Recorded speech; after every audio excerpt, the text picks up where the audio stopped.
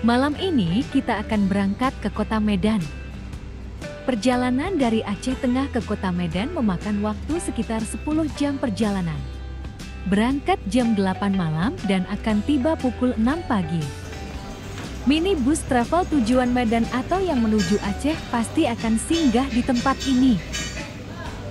Para supir bus travel sengaja singgah untuk menghilangkan kantuk mereka. Jam 6 pagi kita sudah sampai di kota Medan. Namun perjalanan masih akan dilanjutkan menuju Bandara Kuala Namu. Suasana lalu lintas pagi di kota Medan sudah sangat ramai dan padat merayap. Perjalanan dari kota Medan menuju Bandara Kuala Namu memakan waktu sekitar 2 jam. Menuju bandara seperti ini merupakan kegiatan rutin ketika dulu masih merantau di Sumatera Barat. Terakhir kali menginjakkan kaki di tempat ini adalah 3 tahun yang lalu saat mutasi ke Aceh. Sempat khawatir dan bimbang mengingat bahwa sudah 3 tahun aku tidak pernah bepergian menggunakan pesawat. Dulu suasana pagi di bandara yang sibuk seperti ini merupakan hal yang biasa bagiku. Namun pagi ini semua hal terasa begitu menakjubkan dan mengobati rasa rindu kala itu. Tapi aku berharap pada Tuhan agar diriku tidak usah lagi merantau bahkan sampai tua nanti.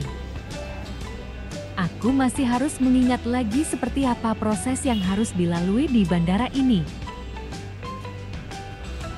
Kita harus melewati pos pemeriksaan pertama ini sebelum masuk ke kawasan bandara. Semua barang bawaan kita harus dimasukkan terlebih dahulu ke dalam mesin pemeriksaan ini. Selanjutnya kita mencari konter check-in pesawat setelah melewati proses pemeriksaan barang pertama tadi. Kita harus menyiapkan KTP dan bukti pembelian tiket untuk diserahkan kepada petugas check-in. Di sini kita bisa menyerahkan koper dan barang bawaan lainnya untuk dimasukkan ke dalam bagasi pesawat. Bukti pembelian tiket yang sebelumnya kita tunjukkan kepada petugas akan diganti dengan lembar boarding pass. Setelah mendapatkan boarding pass, kita akan melewati pos pemeriksaan kedua ini. Biasanya anggota keluarga lain yang ikut mengantar ke bandara harus berpisah di tempat ini. Kita harus menyerahkan kembali tanda pengenal dan boarding pass kepada petugas agar bisa masuk ke ruang tunggu keberangkatan. Di sebelah kiri merupakan untuk keberangkatan internasional atau ke luar negeri. Sedangkan untuk keberangkatan domestik atau dalam negeri, pos petugas pemeriksanya ada di sebelah kanan. Semua barang bawaan kita harus diperiksa kembali di mesin scanner ini termasuk ikat pinggang yang terbuat dari metal. Akhirnya kita bisa masuk ke ruang tunggu keberangkatan setelah melewati semua proses pemeriksaan tadi. Perhatikan dengan seksama nomor gate atau ruang tunggu sesuai dengan maskapai yang kita gunakan. Gate 1 sampai dengan Gate 5 merupakan untuk ruang tunggu keberangkatan internasional yang terletak di sisi kiri. Kita harus menuju ke Gate 7 sampai dengan 12 yang berada di sisi kanan untuk keberangkatan domestik atau dalam negeri. Di ruang tunggu keberangkatan ini juga tersedia kamar mandi untuk orang seperti aku yang baru melewati perjalanan panjang. Toilet yang menyediakan fasilitas kamar mandi seperti ini terletak tepat di depan Gate 9. Bilik mandinya diletakkan di posisi bilik paling ujung ruangan. Fasilitasnya dilengkapi dengan air hangat yang membuat badan menjadi lebih segar untuk menjalani hari yang panjang. Ruang tunggu keberangkatan di Gate 9 ternyata sudah ramai karena sebentar lagi merupakan jadwal keberangkatan kami. Kita bisa mengisi daya ponsel di sini sembari menunggu semua penumpang dipanggil untuk masuk ke dalam pesawat. Maskapai kami ternyata telah siap dan kita semua saat ini dipersilakan masuk ke dalam pesawat. Aku memutuskan masuk paling akhir saja, berhubung kursiku berada di posisi paling belakang. Pemeriksaan boarding pass ini berfungsi untuk memastikan kita tidak salah masuk maskapai dan salah tujuan keberangkatan.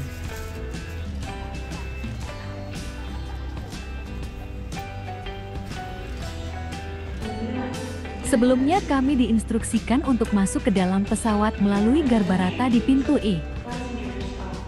Aku khawatir di dalam Garbarata nanti akan panas sekali mengingat cuaca di luar sangat terik di siang hari ini. Ternyata kita tidak perlu melewati antrian panjang di dalam Garbarata karena tadi aku memang sengaja masuknya belakangan. Para pramugari memeriksa kembali barang penumpang yang sebelumnya dimasukkan ke dalam kabin agar tertata dengan baik.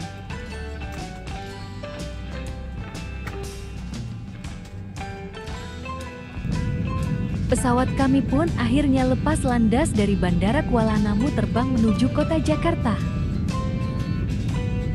Durasi penerbangan dari Bandara Kuala Namu di Sumatera Utara menuju Bandara Soekarno-Hatta di Jakarta kurang lebih 2 jam. Biasanya aku akan menelpon keluarga di rumah terlebih dahulu untuk meminta doa keselamatan sebelum pesawat berangkat.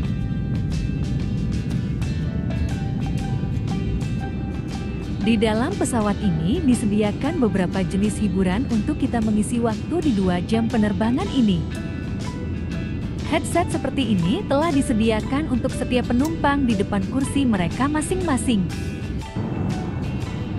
Aku memutuskan untuk menonton satu film sebagai hiburan selama 2 jam dalam penerbangan kali ini.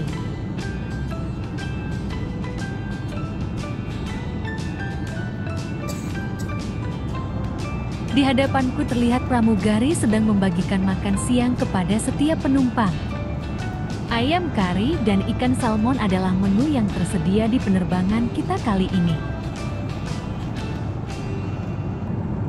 Kita bisa makan sambil menonton film di siang hari ini. Sebenarnya ini tidak akan membuatku kenyang kalau dilihat dari porsinya yang sangat minimalis ini. Monitor yang ada di hadapan kita ini juga bisa digunakan untuk memantau posisi kita saat ini. Kita bisa tahu bahwa posisi kita saat ini berada di langit kota Palembang di Sumatera Selatan. Alhamdulillah akhirnya kita mendarat dengan selamat di Bandara Soekarno-Hatta di Jakarta. Selanjutnya perjalanan masih akan berlanjut ke kota Bogor di Jawa Barat.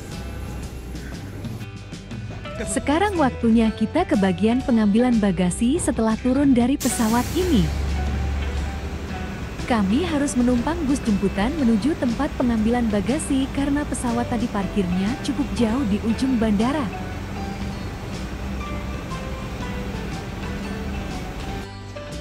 Suasana terminal kedatangan di bandara ini sangat ramai walau bukan musim liburan. Semua orang yang berjalan dengan tergesa-gesa ini berhasil membuatku takjub.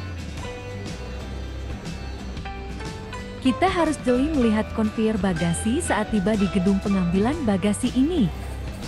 Harus diperhatikan betul agar kita tidak salah tempat saat menunggu bagasi.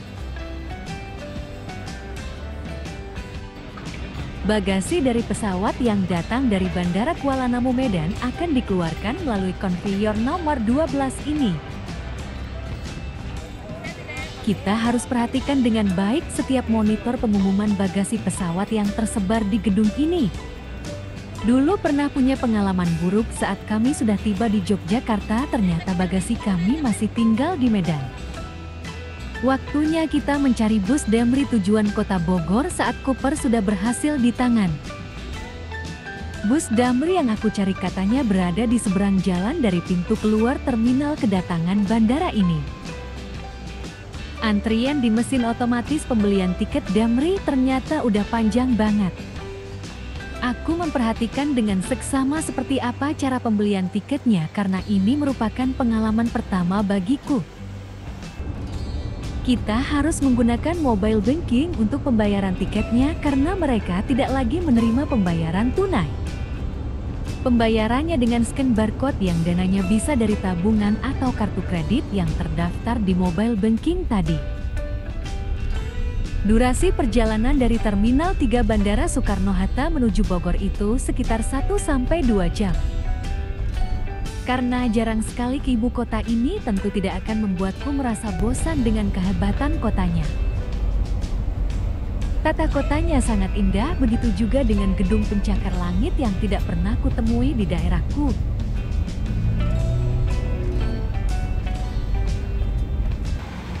Akhirnya aku tiba di kota Bogor dengan membayar Rp130.000 untuk ongkos bus Damri dari Bandara Soekarno-Hatta.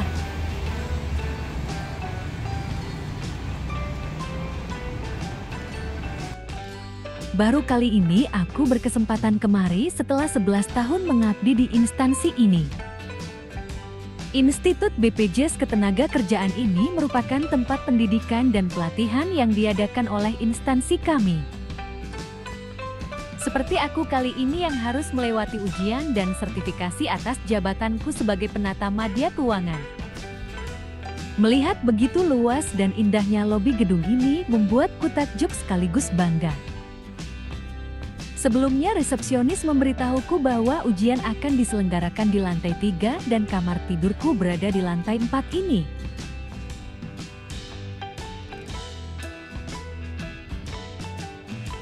Kamar ini sangat bersih dan nyaman terutama bagiku yang butuh ketenangan saat belajar untuk menghadapi ujian besok. Beberapa kali aku dikagetkan oleh suara bising klakson kereta api yang berkali-kali terdengar dari arah luar gedung. Kamar mandi pun cukup bersih dengan perlengkapan yang memadai seperti kamar mandi di Hotel Bintang 3.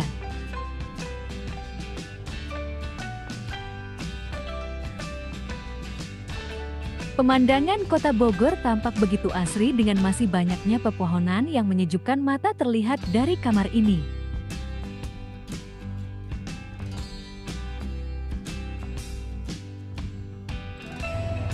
Ini dia penampakan kereta yang sebelumnya kuceritakan tadi.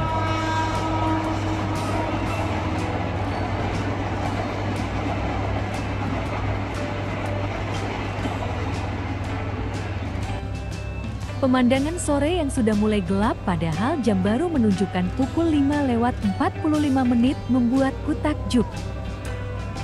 Pasalnya langit masih terlihat terang dan bahkan masyarakat masih jalan-jalan sore di jam segini kalau di Aceh. Mari makan malam dulu sebelum mulai belajar untuk persiapan menghadapi ujian sertifikasi besok hari. Nanti kita lanjut lagi ya, sampai ketemu di part 2.